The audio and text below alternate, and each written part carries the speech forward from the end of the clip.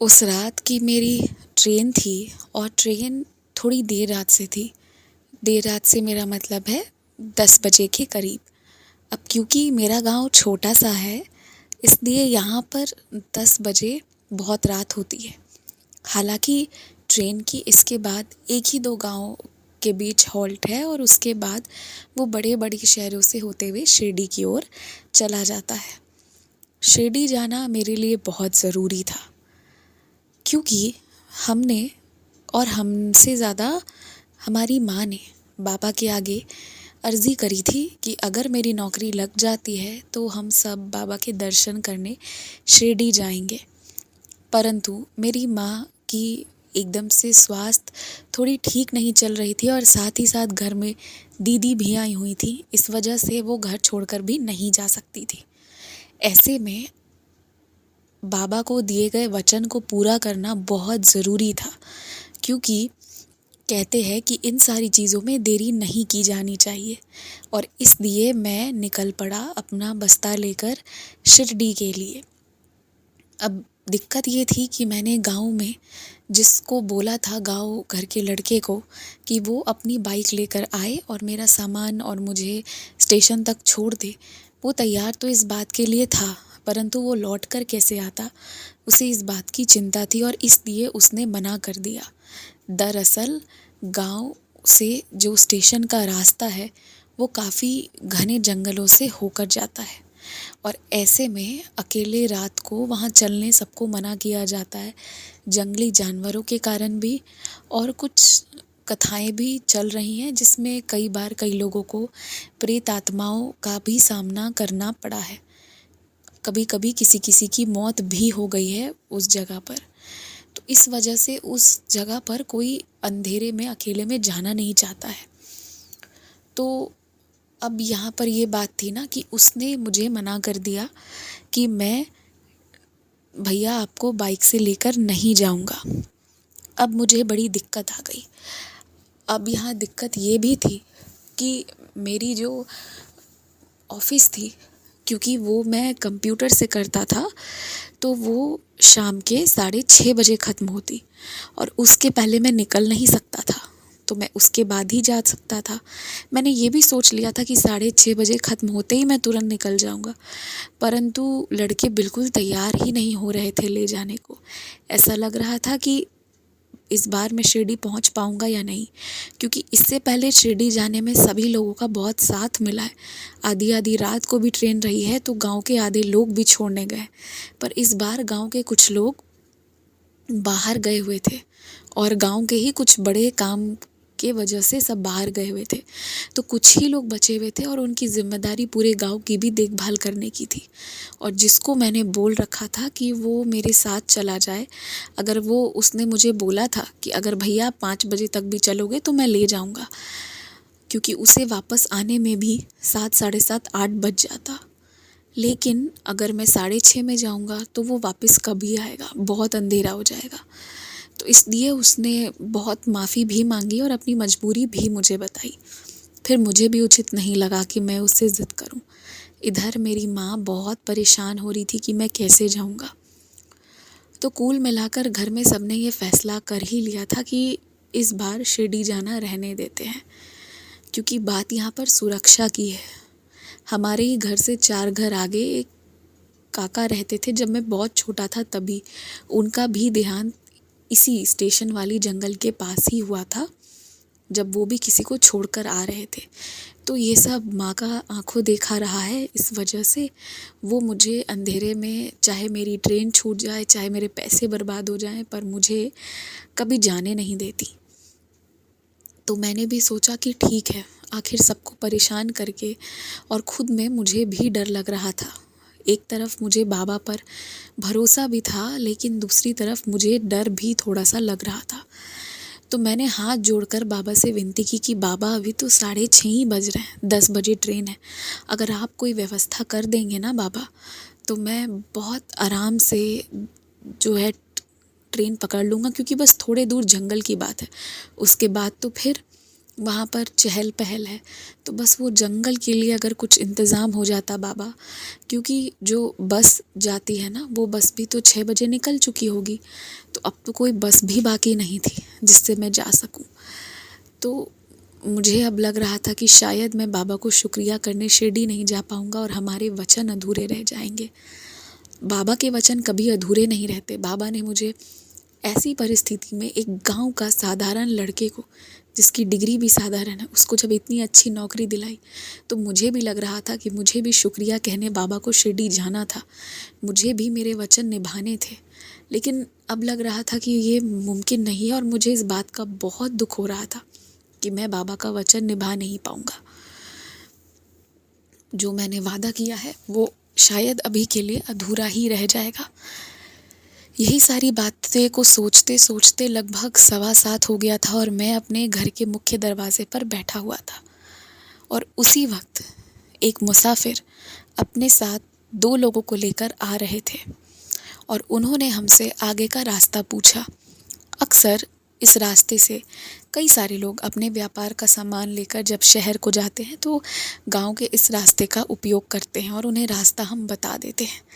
लेकिन इस मुसाफिर के आते ही मेरे आंखों में रोशनी जग गई, जैसे मानो साक्षात बाबा का चमत्कार हो गया हो। मैंने उनसे विनती की और कहा कि आप थोड़ा सा बड़ा वाला रास्ता लेते हुए अगर चलेंगे तो आप मुझे क्या स्टेशन छोड़ देंगे। और कहते हैं ना कि जब शिरडी से बुलावा होता है तो सब बंदोबस्त भी बाबा कर देते हैं। और वो सारे लोग तैयार हो गए।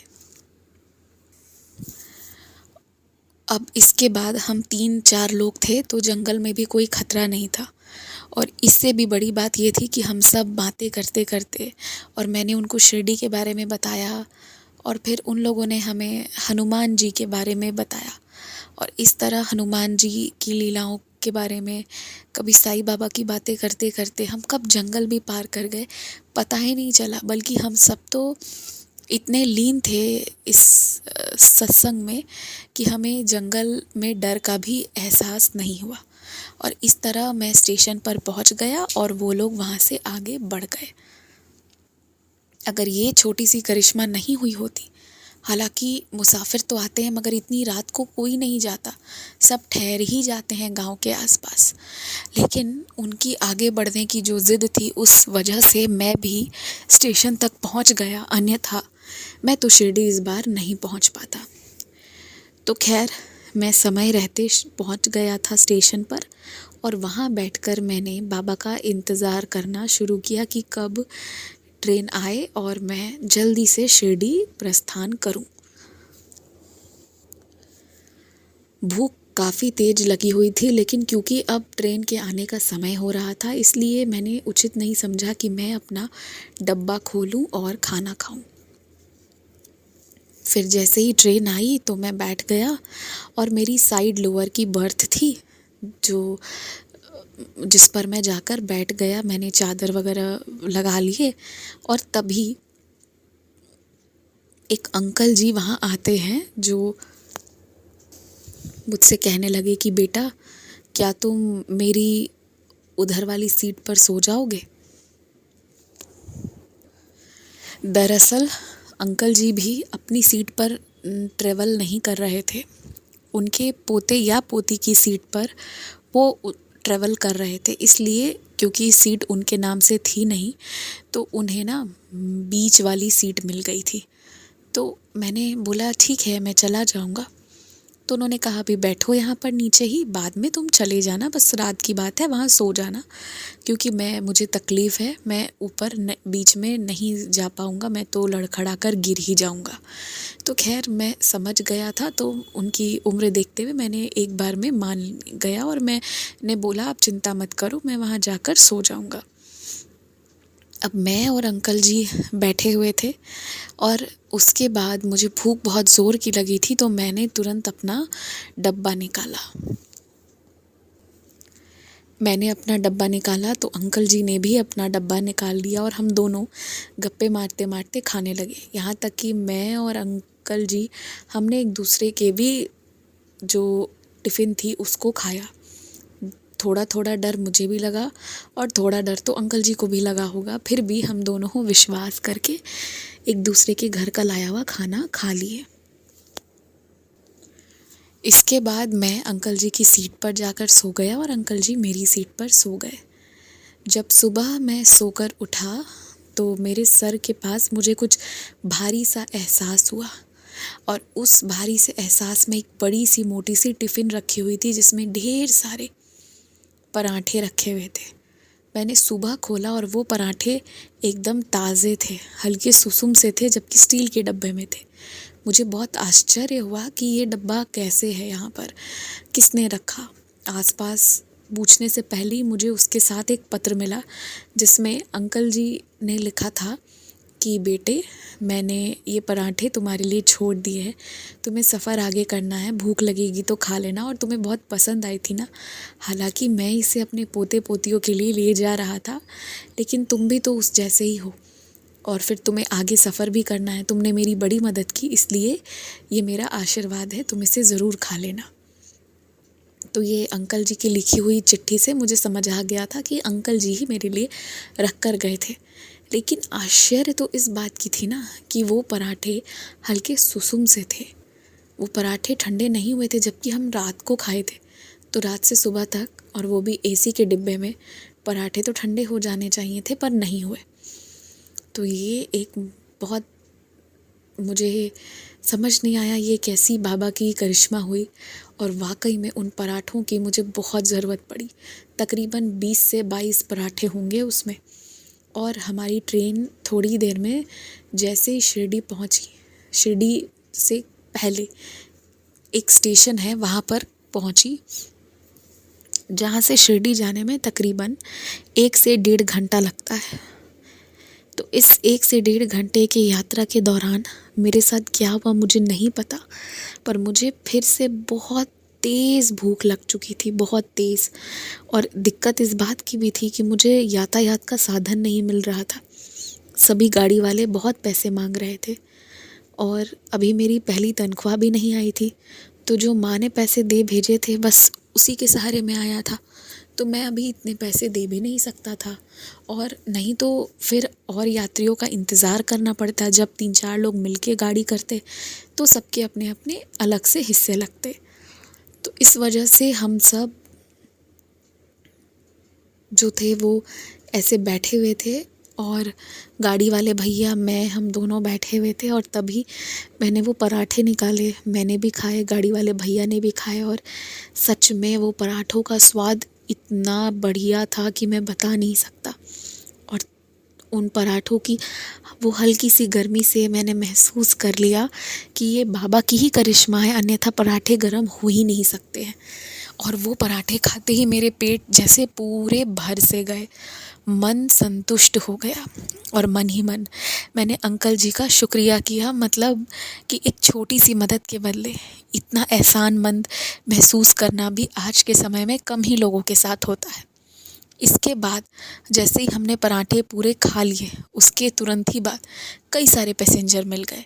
ऐसा लग रहा था मानो बाबा पराठे खिलवाने के लिए ही उस वक्त पैसेंजर नहीं भेजे थे। और उसमें से 2 पराठे ऑटो वाले गाड़ी वाले भैया ने भी खाए, और उन्होंने भी कहा कि ये पराठे तो बहुत स्वादिष्ट बना कर लाए हो भाऊजी। तो ये तो बाबा ने इतने शुभ तरीके से मेरा स्वागत किया था इस बार। मैं समझ गया कि मैं नौकरी पाकर आया हूँ ना, तो इस बार बाबा मुझे बहुत बड़ा वेलकम दे रहे हैं। तो इस तरह से हम फिर शिरडी के लिए प्रस्थान कर गए। अब क्या होता है कि बीच में येवला शहर के आसपास उसमें कुछ लेडीज़ भी बैठी हुई थी। तो उन्होंने कहा भैया जी से, कि गाड़ी वाले से, कि आप क्या थोड़ी देर दुकान के पास रोक देंगे। उन्हें साड़ियाँ खरीदनी थी, विशेषकर पैठनी साड़ी। तो उनके कहने पर भैया जी ने एक दुकान जो उनका परिचित था, और भैया ने हमें बताया भी कि वहाँ से उन्हें थोड़ा बहुत ऐसे कमीशन भी मिल ही जाता था। तो उस जगह पर उन्होंने रोका, और रोकते ही हम ये सारी लेडीज़ जो हैं वहाँ चली गई। कुछ देर वहाँ खड़े रहने के बाद मेरे मन में विचार आया कि काश मेरे पास भी इतने पैसे रहते कि मैं भी माँ के लिए और दीदी आई हैं उनके लिए भी एक साड़ी ले जा पाता यहाँ से। तो ये विचार तो मेरे मन में आया, लेकिन मैंने सोचा कोई बात नहीं, अभी तनख्वाह उठाकर जब मैं आऊँगा तो मैं ज़रूर साड़ियाँ उनके लिए ले जाऊँगा। और फिर उन बहनों को शॉपिंग करते देखकर मुझे आँखों से ही अच्छा लग रहा था और फिर मैं दुकान घूम रहा था। फिर उनकी बिलिंग हो गई और हम सब जाने लगे। जैसे ही मैं गाड़ी पे बैठने वाला था तभी दुकान से चलकर एक स्टाफ आया और उसने मेरे हाथ में एक थैली पकड़ाई। मैंने पूछा कि ये थैली मुझे क्यों पकड़ा रहे हो, मैंने तो कोई शॉपिंग नहीं करी है। तो उन्होंने कहा नहीं, आज हमारे दुकान की एनिवर्सरी है और इसलिए आपके लिए भी ये तोहफ़ा है, आज यहाँ से खाली हाथ कोई नहीं जाएगा, तो ये तोहफ़ा आप स्वीकार करें। और हाथ जोड़कर उन्होंने मुझे दे दिया और ये लेकर हम आगे शिरडी की ओर बढ़ चले। अब मुझे बहुत हो रहा था कि मुझे देखना है कि क्या है उसमें, परंतु गाड़ी में और सामानों के बीच में देख नहीं पाया, बस पकड़कर बैठ गया। होटल रूम जाकर जब मैंने देखा तो आप आश्चर्य करेंगी कि उसमें मेरी माँ के फेवरेट रंग, पसंदीदा रंग यानी कि पीले रंग की साड़ी थी और साथ ही साथ उसमें एक दुपट्टा भी था और वो दुपट्टा भी पीले ही रंग का था और वो भी पैठनी ही प्रिंट का था। पैठनी प्रिंट में जानवर होते हैं ना, तो वैसी ही प्रिंट का था। तो मैं बहुत खुश हो गया और मैं समझ गया कि मेरे मन में जो इच्छा जागृत हुई थी कि मुझे अपनी माँ और दीदी के लिए कुछ लेकर जाना था, तो ये भी इच्छा बाबा ने मेरी पूरी कर दी। हालांकि मैं उनका ऋणी हो गया, ये विचार मेरे मन में आया, परंतु दूसरे ही पल फिर मेरे मन में ये भी विचार आया कि ये तो मुझे शिरडी आकर मिला है ना, तो ये तो बाबा की मर्ज़ी से हुआ होगा, यहाँ तो सिर्फ बाबा का राज चलता है। तो मैंने उसे खुशी खुशी स्वीकार कर लिया। इसके बाद मैंने शिरडी समाधि मंदिर के दर्शन किए। जब मैंने बाबा को देखा ना, एक क्षण के लिए मुझे ऐसा लगा कि बाबा पलकें झपकाकर थोड़ा सा ज़्यादा तेज़ हंसे। उसके बाद बाबा नॉर्मल जैसी उनकी मूर्ति है वैसे हो गए। ये एहसास बस एक एहसास है, इसे विश्वास करने के लिए या करवाने के लिए मेरे पास कोई प्रमाण नहीं है और ना ही वीडियो में ऐसा कोई रिकॉर्ड हुआ होगा। जितनी भी लाइव आरती आती है उसमें भी ये चीज़ मालूम नहीं पड़ेगी, परंतु बाबा के मुस्कुराने की जो वो जो हंसी थी ना, वो मैंने उस क्षण महसूस की थी। उसके बाद मैं समाधि मंदिर से निकलकर द्वारका माई और शिरडी थोड़ा और घूमने के बाद मैंने शनि शिंगणापुर भी दर्शन कर लिया। 2 दिनों में मैंने ये सारे दर्शन कर लिए थे। मेरे होटल के तरफ से मुझे एक टिकट भी मिला था जिसके माध्यम से मैंने दूसरे दिन सुबह की आरती भी अटेंड करी। अगर वो टिकट नहीं मिलता तो शायद मैं वो आरती देख नहीं पाता। बहुत सुंदर आरती होती है। सुबह सुबह बाबा की नींद खुलती है, मानो ऐसा लगता है कि बेचारे एकदम से सो रहे थे और किसी ने नींद में उन्हें उठा दिया। बड़े प्रेम से, बहुत प्रेम से उन्हें उठाया जाता है और बाबा सोकर उठते हैं, जिसके बाद ऐसा लगता है बाबा की आंखें धीरे धीरे खुल रही है, अलसाए हुए थे। इतनी सुंदर आरती देखकर मेरे आँखों से आंसू थम ही नहीं रहे थे। इसके बाद मैं तुरंत बाहर निकला, मैंने गरम चाय पी और उतने ही में एक अन्ना मुझे आवाज़ लगाए। वो मद्रासी से दिख रहे थे और उन्होंने कहा, बेटा आओ, जल्दी आओ, जल्दी आओ, ये लो बाबा का भोग प्रसाद लो। और उन्होंने मेरे हाथों में डोसा, इडली, वड़ा, उत्तपम, चटनी, सांभर ये सब पकड़ा दिया। ये सब एक ही प्लेट में रखा हुआ था, तो मैं जल्दी से उसे ले जाकर सड़क के कोने में बैठकर मैं खाने लगा। और मुझे बहुत आश्चर्य हुआ कि पता नहीं ये कौन थे, कहाँ से आए थे, परंतु वहाँ पर वो लोग ना शायद भंडारा करा रहे थे या क्या, और सबसे पहले उन्होंने मुझे ही थाली दी थी।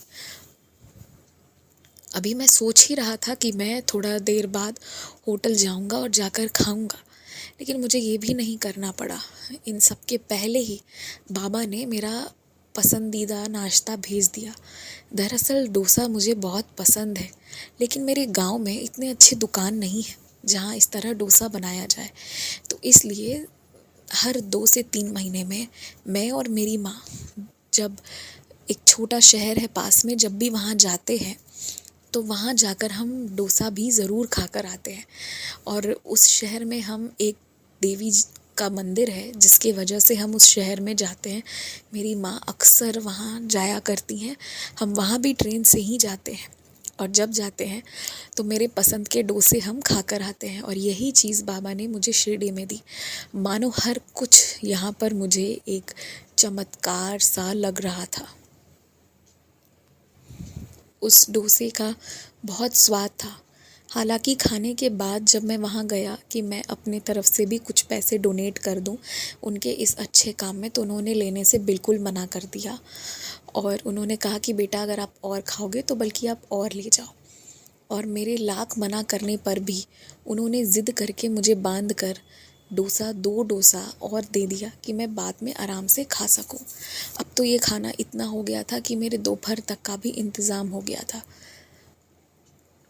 तो ये सब के इस तरह की बाबा की लीलाएं मेरे साथ होते गईं, जिसमें मेरी हर एक मनपसंद चीज़ें मुझे प्राप्त होते गईं। सब कुछ मेरे मन मुताबिक होता गया। इसके बाद मैं थोड़ी देर अपनी होटल के रूम में जाकर आराम करके मैंने सोचा मैं दोपहर की आरती के दौरान फिर से समाधि मंदिर में दर्शन करूँगा। जब मैं वहाँ जा रहा था, जाने के लिए मैं जैसे ही निकला तो एक अंकल भी होटल के अंदर से निकल कर आए और उन्होंने मुझे हाथ में एक नारियल पकड़ाया और फूलों की माला पकड़ाई और बोला कि एक गुलाबी साड़ी में एक महिला वहीं गुरुस्थान के पास एक विशेष जगह बाबा ने बताई, बोली वहाँ बैठी हुई है, वो इन सामग्री का इंतज़ार कर रही है ताकि वो इसे द्वारका माई में चढ़ा सके। तो तुम क्योंकि उस ओर जा रहे हो तो ये दे देना। मैंने पूछा कि अंकल आप कौन हैं? तो उन्होंने कहा कि तुम जिस होटल में रुके हो मैं इसी होटल का संचालक हूँ, तुम उसे ये दे देना और कहना कि कोई भी दिक्कत हो तो वो सीधे यहाँ आ जाए। तो मैंने उनसे वो ले लिया और लेकर मैं चला गया।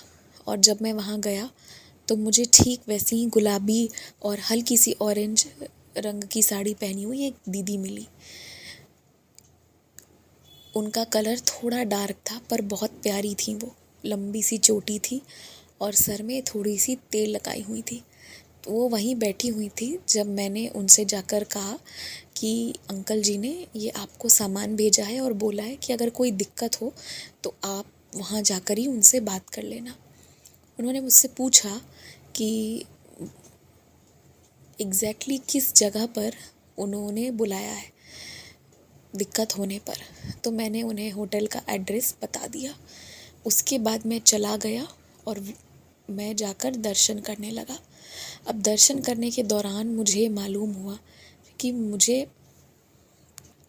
खंडोबा मंदिर और भी आसपास प्रसादालय वगैरह उन सारे जगहों पर जाना है। बाबा के आशीर्वाद से मैं एक एक करके शाम शाम तक सारी जगह गया, सारे दर्शन किए। थोड़ी बहुत मैंने ख़रीदारी भी की शिरडी में। कई सारे भक्तों से भेंट भी हुई मेरी, जिनसे बात करके बहुत अच्छा लगा मुझे। बाबा को सुनकर जानकर मुझे बहुत अच्छा लगा। इसके बाद मैं शाम को वापस आया। जब मैं वापस आया ना तो वही दीदी मुझे मुस्कुराती हुई वहाँ पर मिली और जाते ही उन्होंने मुझसे कुछ सवाल किए और फिर उन्होंने जो मुझे बताया वो सुनकर मैं आश्चर्य में पड़ गया। दरअसल वो दीदी वहाँ बैठकर बाबा के आगे अरदास कर रही थी कि शिरडी में उन्हें कोई छोटी सी नौकरी मिल जाए ताकि वो अपना भरण पोषण शिरडी में कर सके और वो अपना जीवन आगे जो है अपने ही दम पर वो गुजार सके। क्योंकि वो दीदी का कोई परिवार नहीं था, परिवार वाले उनके प्रति प्रेम नहीं रखते थे, तो वो दीदी अपना घर त्याग कर शिरडी चली आई थी। पर इस शिरडी में उनका रहना बहुत मुश्किल हो रहा था क्योंकि यहाँ पर बिना पैसे के नहीं रहा जा सकता। जैसे तैसे जीवन कट रहा था। तो वो दीदी नौकरी की खोज कर रही थी और उस दिन वो बैठकर बाबा से मन में यही अरदास कर रही थी कि ना तो मेरे पास इतने पैसे हैं कि मैं एक नारियल चढ़ा सकूं, ना ही फूल चढ़ा सकूं। और उस दिन उन्हें वो फूल और नारियल जो मैं ले जाकर पहुंचाया तब वो चढ़ा पाई। और जो एड्रेस मैंने उन्हें बताया उस होटल के बारे में उन्हें पता भी नहीं था। वो जब इस होटल में आई तो उन्हें पता चला कि यहाँ पर एक लेडी स्टाफ की ज़रूरत है जो यहाँ पर रहे, जो रिसेप्शनिस्ट भी रहे और थोड़ा बहुत होटल की साफ़ सफाई पर भी ध्यान दे दे। तो जब उन्हें पता चला तो उनकी होटल को ऐसी ज़रूरत है तो इन्होंने तुरंत उसके लिए हाँ कर दिया और बाबा की कृपा से इसी होटल में इन्हें रहने की जगह मिल गई। हम दोनों के बातों से हमें ये पता चला कि वो अंकल जी जो नारियल पहुंचाने गए थे वो कोई और नहीं, साक्षात बाबा थे जिसके मुझे दर्शन हुए उन दीदी के ज़रिए। और ये पता नहीं कि पहले बाबा ने मेरी नौकरी कराई, फिर बाबा ने मुझे माध्यम बनाकर किसी और को भी नौकरी दिलाई। और साथ ही साथ होटल वालों को जानकर ये बहुत खुशी हुई जब मैंने उन्हें बताया कि ऐसा ऐसा हुआ, जिसमें बाबा ने अपना परिचय ऐसे दिया था कि मैं इस होटल का संचालक हूँ, क्योंकि बाबा ने यही परिचय दिया था जब वो मुझे नारियल और फूल दे रहे थे। तो हम सबके आंखों में आंसू थे और यकीन मानो उस दिन से आज तक हम सब बहुत अच्छे दोस्त भी बन गए। अब तो मैं उसी होटल में रुकता हूँ और वो दीदी से मेरी बातचीत भी होती है। शिरडी से कभी प्रसाद की ज़रूरत होती है तो वो दीदी से मैं कहता हूँ और बाबा के आशीर्वाद से वो भेज दिया करती हैं। उन्होंने बाबा से तो बस इतना ही मांगा था कि बस उनके खाने पीने का खर्च निकल जाए और एक ठहरने की जगह मिल जाए। लेकिन आप यकीन मानो बाबा के आशीर्वाद से उन्हें उसी होटल में एक छोटा सा पर बहुत साफ सुथरा और सुंदर सा कमरा मिला। सिर्फ यही नहीं, 3 वक्त का खाना भी उन्हें वहाँ मुफ्त में ही मिलता है और साथ ही साथ उनकी तनख्वाह भी उन्हें मिलती है। उन्होंने तो बस बाबा से इतना ही मांगा था कि जो भी 4-5 हज़ार भी मिल जाएगा उसमें उनका हो जाएगा। पर बाबा के आशीर्वाद से बाबा उन्हें 14,000 की नौकरी दिए, जिसमें कि खाना पीना रहना भी उनका मुफ्त है, तो उनके बहुत खर्च नहीं है। अब बाबा के आशीर्वाद से वो भी छोटे छोटे भंडारे, छोटे छोटे अन्नदान तो करती ही हैं और साथ ही साथ वो खुश रहने लगी है।